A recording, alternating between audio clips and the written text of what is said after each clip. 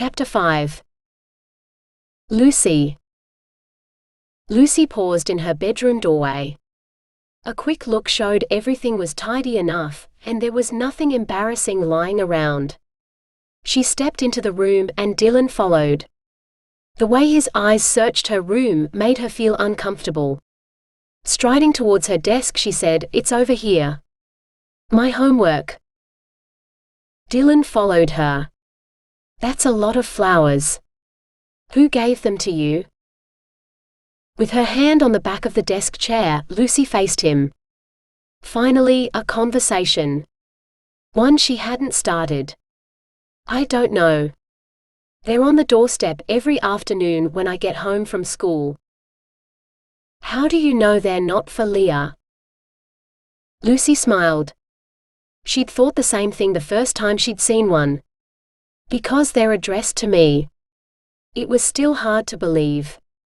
She reached for one of the cards on her desk and held it out to him. "See." Dylan took the card, staring down at it. "Odd." "What is?" "Only your name, not theirs." Her smile faded and she snatched the card back. "It's sweet. Romantic." Dylan shrugged. "Why them?" He gestured towards the roses. "I don't know, but they're pretty." Maybe she shouldn't have bothered trying to get him to talk. She fought the urge to tell him to shut up. Think of the dress, she reminded herself. Maybe they mean something. "White roses?" Dylan nodded, his greasy hair flopping into his eyes. He brushed it out of the way. Possibly. Why hadn't she ever thought to look it up? Maybe there was a clue in the meaning. Dylan pushed past her, leaning over her schoolwork to turn on the laptop. "I'll help." Her hands started to curl into fists and she placed the card on the desk before she crushed it. "I can do it. Won't take me long."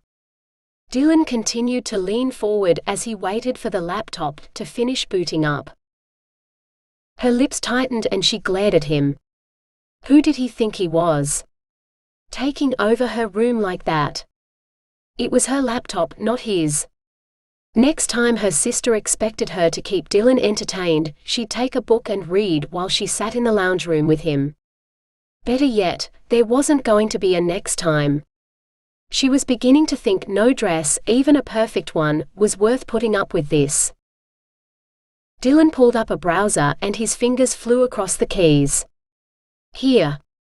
He tapped the screen with a finger, leaving a smudge behind. Her eyes skimmed through the words on the page. "They're for brides and funerals." That doesn't sound good at all. You skipped most of the page. Look. His finger jabbed the screen again. Purity, innocence, reverence, secrets.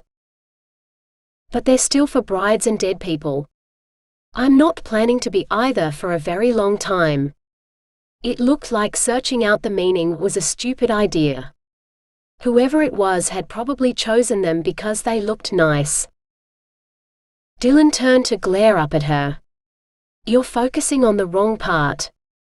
He turned back to the screen, pulling up a different page. "Look at this one. They're the first rows. The ones all others came from. So they're important. It says it's a myth." He pulled up another page. "He's saying he's worthy of you." That page also says they're too young for love. "What about this one?" Dylan opened up one of the other links from his search. "White roses are the traditional rose for true love. But they aren't anymore. It says red roses now symbolize true love." This was a waste of time. There were no clues in the meaning of white roses. Dylan glared at her. "It's obvious you're paying attention to the wrong information. You're the one who said it was sweet and romantic. So you need to look at the sweet and romantic parts. If it's sweet and romantic, obviously he wouldn't be thinking of dead people." Her eyes were drawn to the time in the corner of the screen. How much longer until Justin left and took his brother with him? It better not be more than an hour. She managed not to sigh heavily, dredging up an insincere smile instead. She should change the topic before she said something she might regret. I'm sure you're right. Now about my homework. She gestured towards the book still open on the desk, that Dylan was leaning all over to be able to reach her laptop. Okay, but can we open the window some more? It's hot in here. No. The curtain knocks things off my desk if it's completely open. I'll turn the fan on. Once the fan was on, she was relieved Dylan forgot about the subject of the roses and helped with her homework. The time continued to creep by, but eventually Justin stood in the open doorway and said it was time to go. Nearly an hour and a half. Leah was cutting it fine. Their parents would be home soon and she risked getting in trouble for having friends over on a weekday. Leah had argued for weeks that she should be allowed to have friends visit whenever she wanted. Now she was at university. They hadn't agreed.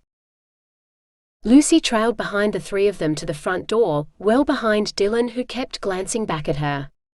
As soon as Justin had driven off, Lucy turned to her sister. That was the last time. No matter what you offer, the answer is no. Leah grinned. Sure. She hurried away, laughing. I'm serious, she called after her sister as she closed and locked the front door before heading to her room. She was completely serious. There was no way she could go through that trauma again. She stopped by her desk and reached out to rub one of the waxy petals between her thumb and finger. True love. If that was the case, she hoped he didn't take too much longer to let her know who he was. She was getting sick of waiting. She took a couple of tissues from the box sitting on her desk, and cleaned the fingerprints off the screen of her laptop. Letting Dylan in her room hadn't been a good idea.